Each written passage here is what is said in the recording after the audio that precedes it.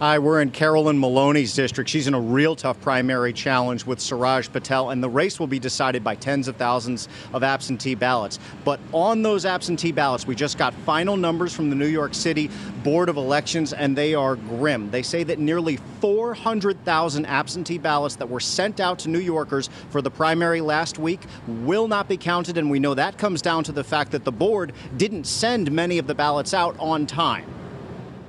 471,000 people voted in person in New York City on Election Day, but nearly double that amount, 777,000 absentee ballots were mailed out. And we now know hundreds of thousands of those ballots were not sent back in time to be counted. And while some of that certainly is voters themselves failing to get their ballots back in on time, the New York City Board of Elections has been overwhelmed from the beginning by the spike in voting by mail caused by the pandemic. Just take a quick glance at recent responses to the BOE's Twitter feed.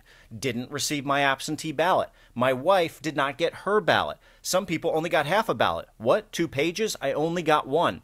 Even well-known Democratic political operative Basil Smikle told us, I never got my mail-in ballots. We have sent out more than 10 times the number of absentee ballots that would typically get mailed in an election such as this. But while the Board of Elections continues to point to the predictably heavy volume of voting by mail during its meetings, a board spokeswoman suggested some who asked for an absentee ballot may have just opted to vote in person last minute. She also said a complete analysis of what happened with absentee voting would wait until after all votes are counted. State Assemblyman Dan Quart is hoping to improve the situation in general by November by forcing all Board of Elections statewide to track each ballot and let voters know when it was received. Some other states do this. If you can track a package that you mailed by FedEx, UPS, or the United States Postal Service, you should be able to track your vote.